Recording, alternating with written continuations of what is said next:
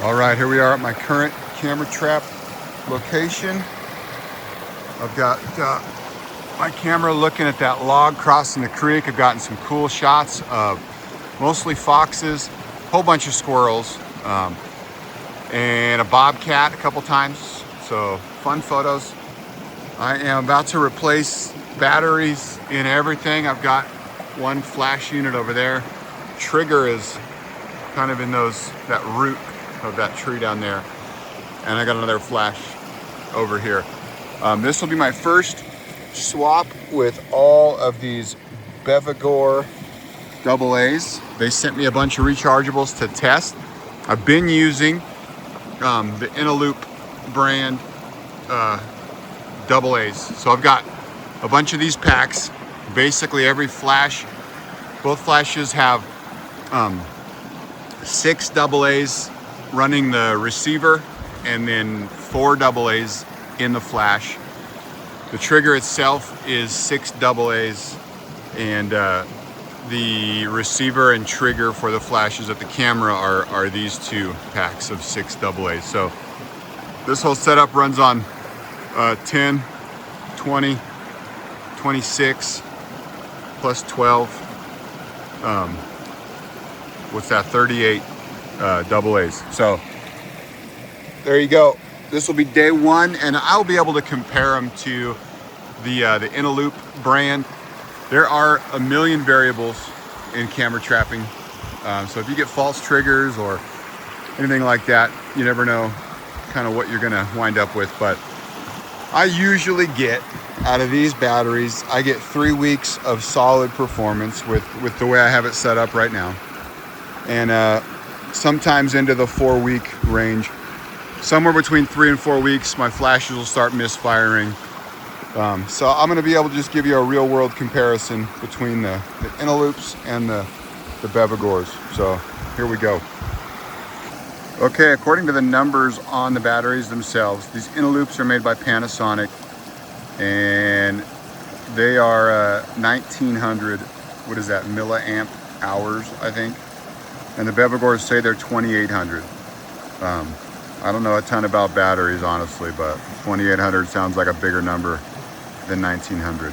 And I believe the Bevigors are less expensive than the Inaloops. So worth considering. Let's see how they do.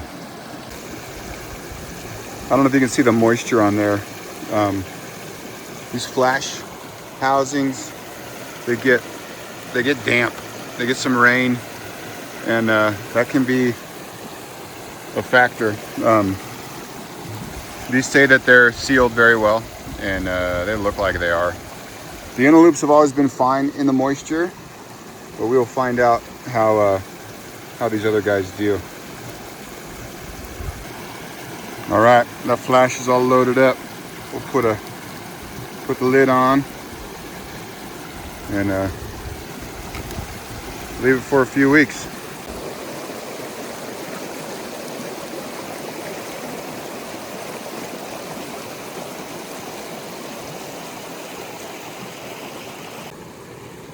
You can see that guy's got some moisture in there also. I have a silica gel pack in this one, but that doesn't eat at all, you know. We had a pretty heavy rain. Look how wet that is. That one was bad. There's actually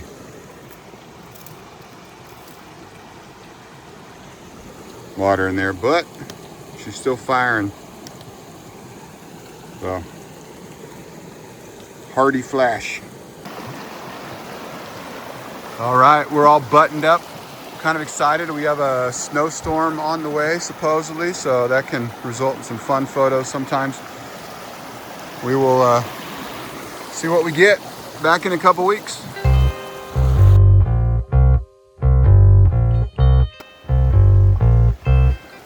All right, here we are back at this camera trap. This is going to be the checkup on these Bevigor batteries that I've been testing.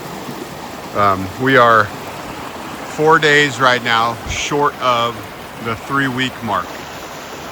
And that flash over there, looking at pictures in the last few days, that flash has had some misfires where it's not firing. The other one over here seems to be firing good. The camera itself is still firing, but we are seeing our first failures from these bad boys. So we are a little bit short of the 3-week mark. Let's see what we got in the last night or so. Had fires this morning. I can tell that flash. I got squirrels running across there, and that flash is still firing.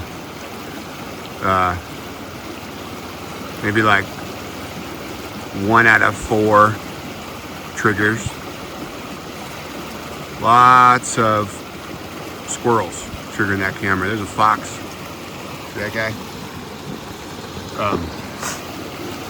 That's fun. Last night, night before, and a couple nights, there's another one. So getting some fun shots. The overall, the camera trap is still functioning as normal, I would say, at the 3-week mark.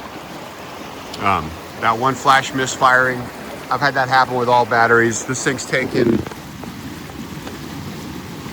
387 photos, which isn't a ton. You know, if you get false triggers, you can get them up to like in the thousands. So I would say overall though, I'm impressed with these batteries for the cost. At this point, they have not gone the full 3 weeks yet. I'm gonna leave them and see what we get, see how much this guy over here, that one, wherever he is. It's hard to point backwards, but there he is. That one is the only failure point at this juncture. So they were all showing full battery charge when I put them out, and they're still firing away. So pretty par for the course, I would say, for what I've done with this camera trap setup in the past. I might expect a few more like actual photos. 380 or whatever that was is that's high. That's a lot, but I've had to go like 1,000 on those other batteries. Hard to say if it would do that or not with these, but the 3-week mark is kind of my target, and we're gonna make that. That flash misfiring, usually when I come and check a camera trap at 3 weeks, I've got plenty of those where one flash hasn't fired or both flashes haven't fired. I've had no pictures at all that were just black, which happens when both flashes misfire, or when the camera itself doesn't fire because of, you know, that receiver, those batteries dying. So we have also had some crazy snow. There was a massive dump of snow. These flashes, camera, everything was very buried. And I have not checked those flash housings to see how much moisture snuck in. They're still firing, so I'm gonna call that good for now, but these things dealt with some serious cold and major snow, and didn't seem to slow them down. They're functioning as normal, I would say, compared to those in-a-loop batteries that I have had. So just short of 3 weeks. I'm gonna let them go the full 3 weeks and see what's happening in 4 more days.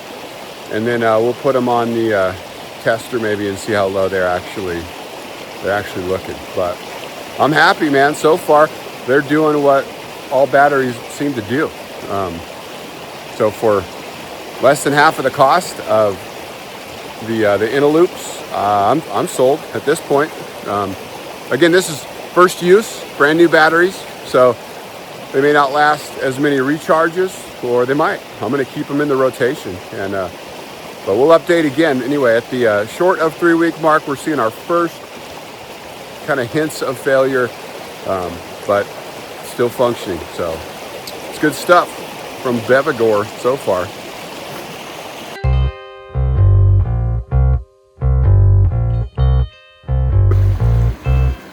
All right, final follow-up on these Bevigor rechargeables at my camera trap. I'm finally getting dark frames. So these two packs here we're running the receiver and the trigger for the camera itself. So when you get dark frames, that basically means that one of these two guys, either there's no signal going out to the flashes, or there's no power to the receiver that's telling the camera to fire. Actually, now that I say that out loud, it's got to be the one triggering the flashes, or the camera wouldn't fire enough to even give you a dark frame. So anyway, over the 3-week mark before that happened, I was starting to get fails on one of the flashes. There's 2 flash units. That flash was firing like 1 out of 4 times. Like an animal would trigger and the flash would fire on the first frame, but not the subsequent couple frames. So it wasn't regenerating as fast as it needed to.